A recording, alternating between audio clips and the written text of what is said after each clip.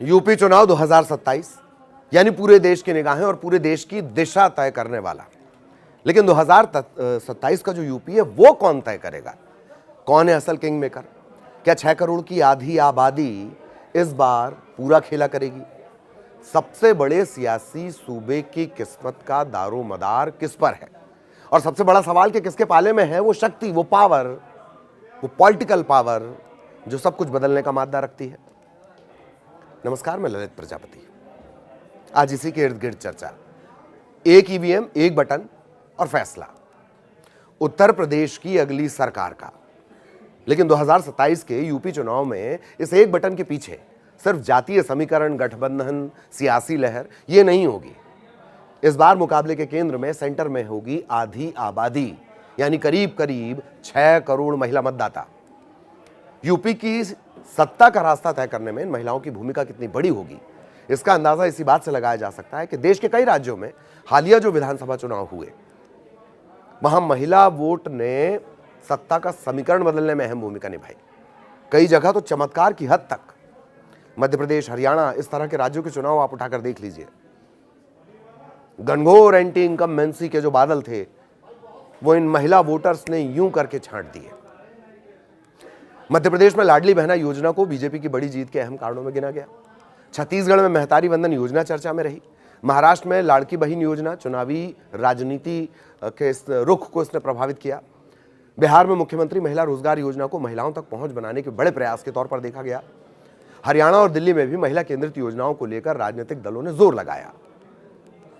दूसरी तरफ कांग्रेस ने कर्नाटक और तेलंगाना में महिलाओं के लिए मुफ्त बस यात्रा, आर्थिक सहायता, ऐसी गारंटी दी जो चुनावी रणनीति का अहम हिस्सा बनी। यानी तस्वीर साफ है कि महिला वोट अब सिर्फ वोट नहीं रह गया है, सत्ता की चाबी बन गया है। और इसीलिए 2027 का चुनाव करीब आते ही यूपी की राजनीति में सबसे बड़ा सवाल यही कि आधी आबादी किसके साथ जाएगी। इससे पहले यूपी में महिला वोट का गणित समझ लीजिए। 10 अप्रैल 2026 को जो अंतिम मतदाता सूची का प्रकाशन हुआ, उसके मुताबिक उत्तर प्रदेश में करीब करीब 13.39 करोड़ कुल मतदाता हैं और इनमें लगभग 6.09 करोड़ महिला वोटर हैं। यानी कुल मतदाताओं का, कुल वोटर का महिलाओं की हिस्सेदारी उसमें है 45% से ज्यादा। अब ऐसे समझ लीजिए कि हर 100 वोटर में करीब 46 महिलाएं। जरा सोचिए, अगर करोड़ों महिला मतदाताओं के वोट का थोड़ा सा भी हिस्सा इधर या किसी दल की तरफ झुक गया तो सैकड़ों विधानसभा सीटों पर मुकाबले का जो गणित है वो पूरा का पूरा बदल जाएगा। यही वजह है कि 2027 से पहले यूपी में सियासी दलों की नजर अब सिर्फ जातीय समीकरण पर नहीं है, महिला समीकरण पर भी है। पार्टी वाइज इसे आसानी से समझते हैं। बीजेपी का दांव क्या है? योजना प्लस सुरक्षा। योगी सरकार के सामने सबसे बड़ा सवाल है कि महिला लाभार्थी वोट को कैसे मजबूत रखा जाए, और बीजेपी की रणनीति साफ दिखाई देती है। एक तरफ सरकारी योजनाओं का लाभ सीधे महिलाओं तक पहुंचाने का दावा है और दूसरी तरफ कानून व्यवस्था और महिला सुरक्षा को चुनावी मुद्दा बनाना। इसके अलावा राशन, उज्ज्वला गैस, प्रधानमंत्री आवास, शौचालय, बैंक खाते, प्रत्यक्ष लाभ, डीबीटी, इन योजनाओं के जरिए बीजेपी ने गरीब और ग्रामीण परिवारों की महिलाओं तक सीधा संपर्क बनाने की कोशिश की है। और अब इसी रणनीति को आगे बढ़ाते हुए यूपी में महिलाओं को आर्थिक रूप से मजबूत करने वाली नई योजनाओं की भी चर्चा तेज है। एक प्रस्तावित योजना जिसके बारे में अब तक जो जानकारी लगी, उसके मुताबिक कुल महिलाओं को 50,000 रुपए तक की आर्थिक सहायता देने का एक प्रस्ताव चर्चा में चल रहा है। चुनाव से पहले पात्र महिलाओं को पहली किस्त के तौर पर 20,000 रुपए दिए जा सकते हैं और इसके बाद सरकार बनने की स्थिति में 10-10 हजार रुपए की 3 किस्तों का प्रस्ताव हो सकता है। लेकिन असली सवाल यहां है कि क्या सरकारी योजना का लाभ वोट में बदलेगा? क्या लाभार्थी वर्ग 2027 में सरकार के साथ खड़ा रहेगा? और या फिर महंगाई, बेरोजगारी, स्थानीय समस्याएं, रोजगार, ऐसे मुद्दे इस चुनाव का समीकरण ही बदल देंगे? यही बीजेपी की सबसे बड़ी चुनावी परीक्षा होने वाली है। और अब बात समाजवादी पार्टी की। अखिलेश यादव ने अपने चर्चित पीडीए, इस फॉर्मूले को महिला मतदाताओं से जोड़ने की कोशिश शुरू कर दी है। पिछड़ा, दलित, अल्पसंख्यक और अब आधी आबादी, पंडित भी बीच में जोड़ा उन्होंने। यानी समाजवादी पार्टी महिला वोट को अपने सामाजिक गठजोड़ की नई धुरी बनाने की कोशिश में है। पार्टी महिला सुरक्षा, सम्मान, राजनीतिक प्रतिनिधित्व और आर्थिक स्वतंत्रता जैसे मुद्दों को सामने रख रही है। महिलाओं के लिए आर्थिक सहायता और अवसरों से जुड़े प्रस्ताव भी सियासी चर्चा का हिस्सा हैं। लेकिन एसपी के सामने भी कम चुनौती नहीं है। पहली चुनौती, महिला सुरक्षा के सवाल पर बीजेपी के नैरेटिव का जवाब कैसे दिया जाए। दूसरी, महिला नेतृत्व को सिर्फ मंच और पोस्टर से निकालकर बूथ और विधानसभा स्तर तक कैसे पहुंचाया जाए। अगर समाजवादी पार्टी महिला वोट को अपने पीडीए गठजोड़ का स्थायी हिस्सा बनाना चाहती है तो उसे सिर्फ नारा नहीं, स्लोगन से नहीं होगा, भरोसेमंद कार्यक्रम और जमीन पर मजबूत महिला संगठन भी खड़ा करना होगा। कांग्रेस की चुनौती क्या है? अधिकार से संगठन तक। कांग्रेस लंबे समय से महिला आरक्षण, राजनीतिक प्रतिनिधित्व देना, आर्थिक सहायता, रोजगार, महंगाई, अधिकारों के मुद्दे उठाती रही है। पार्टी महिलाओं को सिर्फ लाभार्थी नहीं बल्कि निर्णय लेने वाली राजनीतिक शक्ति के रूप में पेश करना चाहती है। लेकिन उत्तर प्रदेश में कांग्रेस के सामने सबसे बड़ी चुनौती है कमजोर संगठन। अगर कांग्रेस महिला मुद्दों के जरिए अपनी राजनीतिक जमीन को मजबूत करना चाहती है तो उसे स्थानीय स्तर पर महिला नेतृत्व खड़ा करना होगा। गांव, ब्लॉक, जिला, विधानसभा स्तर तक महिला आरक्षण, रोजगार, महंगाई, शिक्षा, स्वास्थ्य, राजनीतिक भागीदारी, ये वो तमाम मुद्दे हैं जिसके जरिए कांग्रेस विपक्ष की राजनीति में अपनी अलग जगह बनाने की कोशिश कर सकती है। और अब बात बहुजन समाज पार्टी की। बीएसपी के लिए महिला वोट का महत्व इसलिए और बढ़ जाता है क्योंकि उसकी राजनीति लंबे समय से दलित और वंचित वर्ग के सामाजिक सम्मान और राजनीतिक प्रतिनिधित्व के मुद्दों से जुड़ी रही है। अब सवाल यह कि क्या बीएसपी दलित महिलाओं, ग्रामीण महिलाओं और युवा महिला मतदाताओं से नए सिरे से जुड़ पाएगी? आंकड़े आप देख लीजिए दो चुनाव के। आसमान से जमीन, फर्श से अर्श, एक विधायक था, वो भी नहीं है अब। तो महिलाओं के सवाल पर सिर्फ सामाजिक पहचान तक सीमित नहीं होंगे, उनके सामने रोजमर्रा के सवाल भी हैं। महंगाई में घर का बजट कैसे चले, बेटियों की पढ़ाई और सुरक्षा कैसे हो, रोजगार कहां मिले, सरकारी योजना का लाभ वास्तव में किसे मिले और पंचायत से विधानसभा तक महिलाओं की आवाज कितनी मजबूत हो।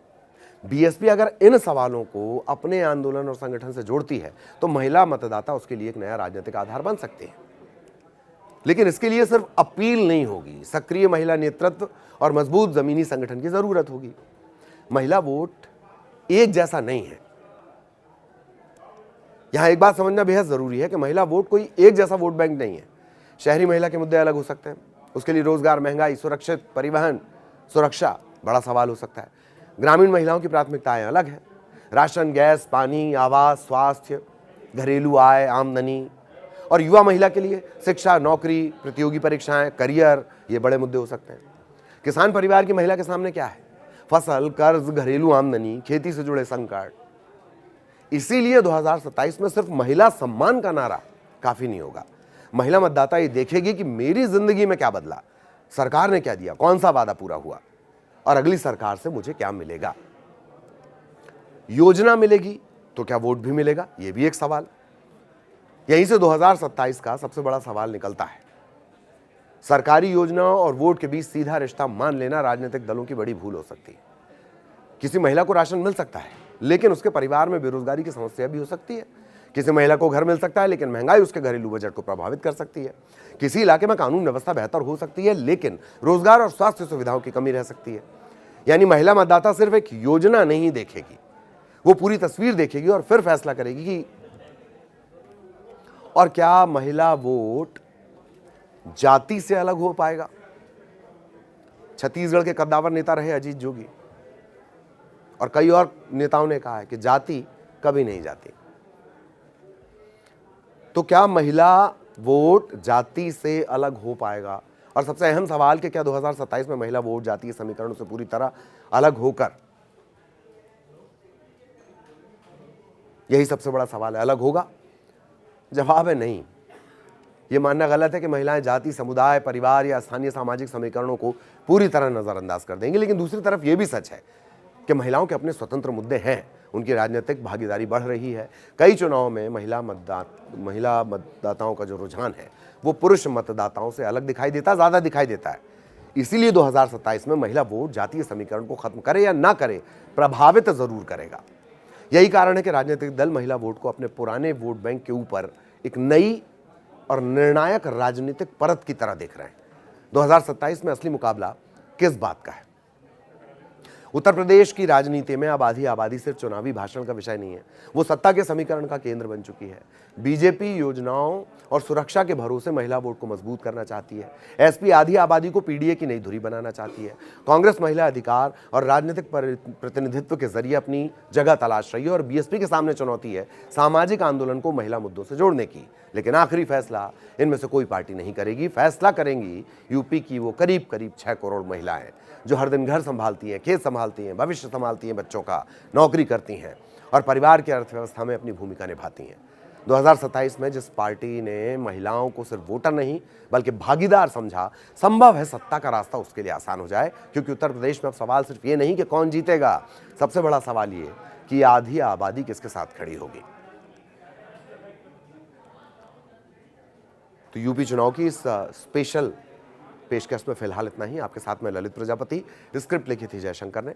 देश दुनिया की हर बड़ी खबर से अपडेट रहने के लिए न्यूज़ 18 ऐप डाउनलोड करिए, हरदम आगे रहिए और वीडियो देखने के लिए बहुत शुक्रिया।